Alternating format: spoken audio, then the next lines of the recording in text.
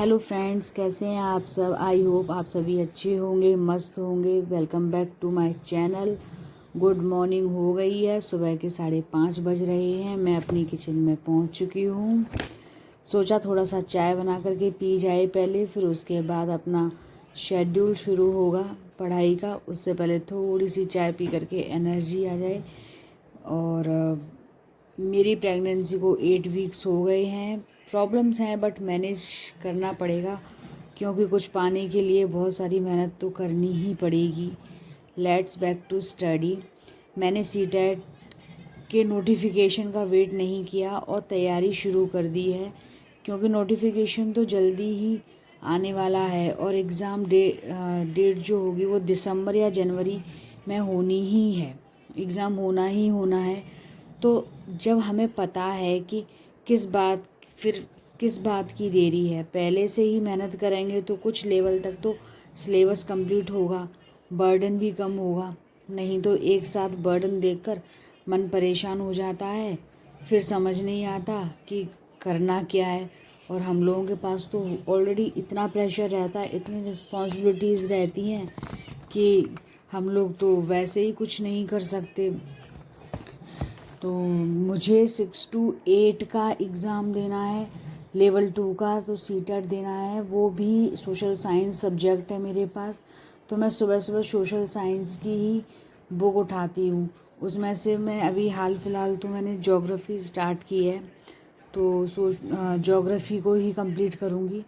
Then उसके बाद जो दिन में या इवनिंग में जो भी मुझे टाइम मिलता है, फिर मैं पेडागोजी स्टार्ट करती हूँ। ये दोनों सब्जेक्ट्स मैं अभी हाल फ़िलहाल कंप्लीट कर रही हूँ। ज़्यादा टाइम तो नहीं है, लेकिन ये है कि ये 2 सब्जेक्ट्स अगर कंप्लीट होंगे और बाकी के फिर ये है कि बाद में भी अगर करेंगे तो वो हो जाएगा। लेकिन ये थोड़ा सा वाइड सिलेबस है, तो ये करना ही पड़ेगा। अभी 2 ही सब्जेक्ट स्टार्ट किए हैं और सोशल साइंस में ज्योग्राफी कंप्लीट करनी है। और लेकिन उससे पहले भी मैं सबसे पहले एनसीईआरटी रीड कर रही हूँ, क्योंकि एनसीईआरटी जो है वो हर एग्ज़ाम की एक बैकबोन है। वो हर किसी एग्ज़ाम में चलती है। और सीटेट में तो 6 to 8 एनसीईआरटी कंपलसरी आनी ही आनी है। तो वो हमें रीड करनी ही पड़ेगी, क्योंकि यहीं से चीज़ें आती हैं, यहीं से क्वेश्चंस आते हैं। किसी भी एग्ज़ाम के लिए पढ़ाई कर रहे हैं, लेकिन एनसीईआरटी तो सारे एग्ज़ाम में चलती है, तो हम इसे स्किप नहीं कर सकते। और सीटेट में 6 to 8 सेकेंड लेवल की में 6 to 8 तक आनी है एनसीईआरटी, तो हमें करनी पड़ेगी। और यहाँ पे मेरी चैप्टर मोस्टली कंप्लीट हो गया, रीडिंग हो गई। तो मैंने सोचा कि थोड़ा सा घर का काम किया जाए, थोड़ी सी एक्स्ट्रा एक्टिविटीज़ की जाएं। हम कितनी भी कोशिश कर लें तब भी हमारे लिए काम थोड़ा बहुत बढ़ ही जाता है। एक्स्ट्रा काम आ ही जाते हैं पता नहीं कहाँ से, और आप इग्नोर नहीं कर सकते इन एक्स्ट्रा कामों को, क्योंकि घर के इतने सारे काम होते हैं, उनमें आप किसको स्किप करो और किसको करो, करना हमें ही है। तो फिर पढ़ाई के साथ साथ घर के काम भी करने पड़ते हैं, थोड़ी बहुत साफ़ सफाई भी।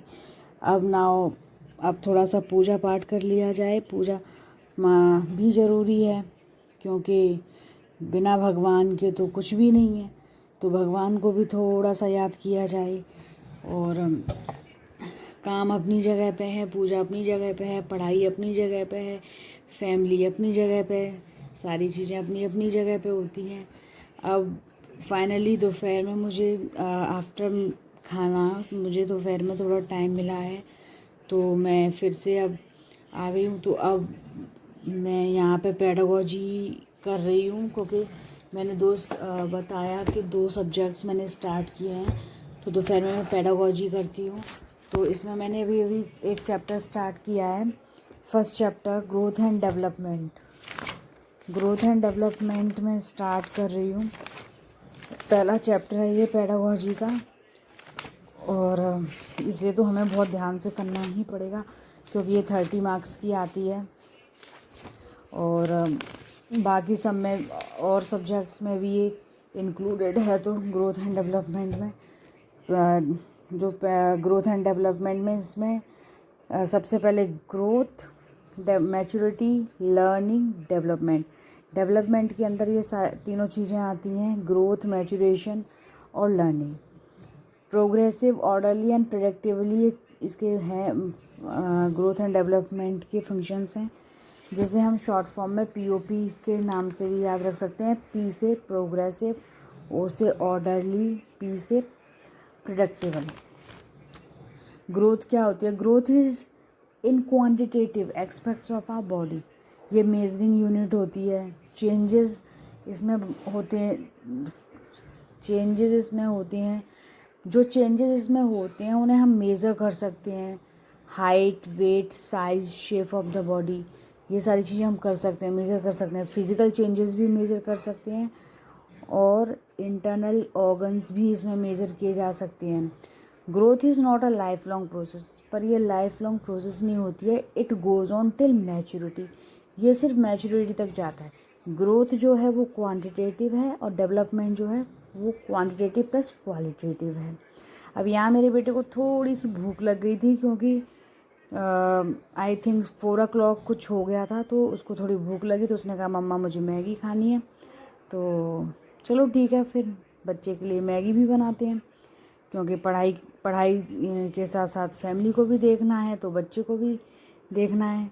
और अकेले तो इतनी बड़ी रिस्पॉन्सिबिलिटी नहीं छोड़ सकते, क्योंकि बेटा भी बहुत छोटा है, तो उससे नहीं कह सकती कि वो आप खुद बनाइए, तो उसके लिए तो मुझे ही करना पड़ेगा। उसके लिए मैं यहाँ पे मैगी बना रही हूँ।